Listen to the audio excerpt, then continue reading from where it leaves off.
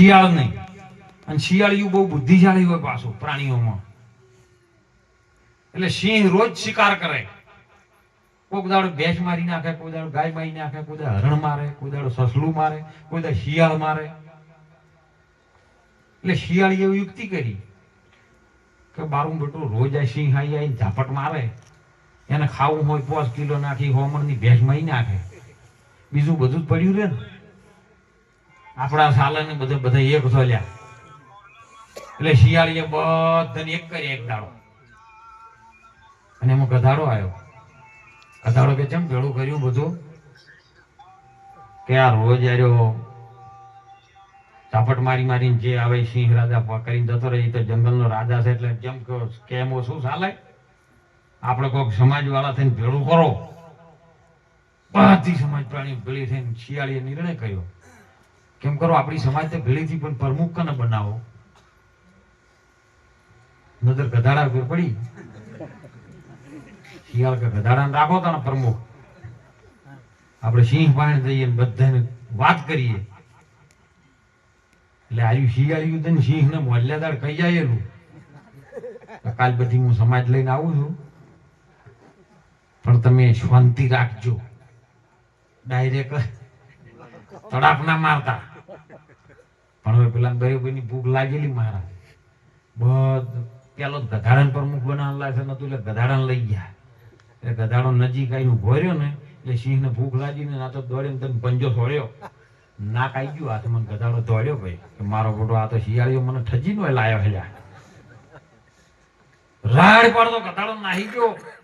શિયાળીઓ સિંહ ને કહેવા માંડ્યો ભલા મોણો હું નેટ લાયો તો હોય, આમ તમે ડાયરેક્ટ તડાપ મારી દીધી, અમને ઘડી વાર બેહવા તો દેવો તો. ગધાડો નાખ્યો પણ કે હવે તો જોઈ ગયો, હવે હાથમાં ના આવે છે નો આવે. શિયાળ કે કોઈ ચિંતા કરશે હું ફેર લાવું છે.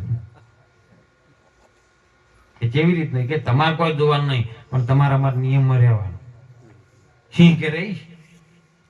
શિયાળ પહોંચ્યું, ગધાડા પાસે ફેર મળ્યું કે ભલા મોણસ શું તમે તો આવતા ને આવતા પેલા ઉભા છે, તમને સન્માન કરવા ઉભા છે. તમે આવતા તમને પ્રમુખ બનાવો, જમતમ પ્રમુખ બનાવીને ચાદર બી દીકરવી પડે, તિલક કરવું પડે. એટલે એ ઉભા થઈને તમને તિલક કરવા આવતા હતા, અને તમે ડાયરેક્ટ નાખ્યા અહીંયાથી હડો હડો. કે એમ છે, એવી વાત છે.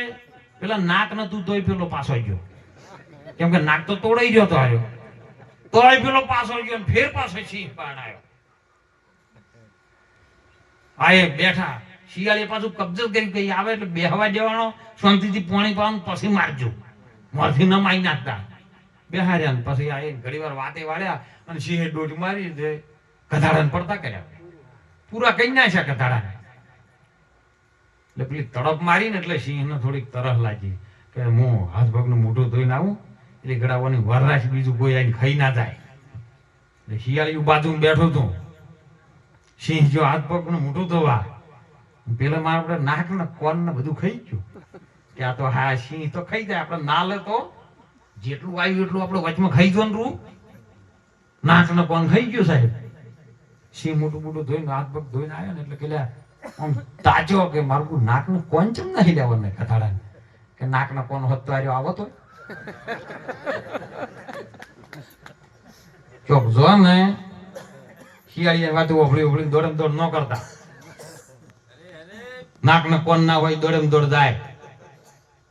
ખૂબ જાગજો, સમાજને સપોર્ટ આલજો, ના નથી પણ સાચી દિશામાં તમને લઈ જાય એના પાછળ જજો. ખૂબ જીવનમાં માણસનો અવતાર મળ્યો છે ને તો કોઈક જીવનમાં આવ્યા છો તો કલ્યાણ કરી લેજો.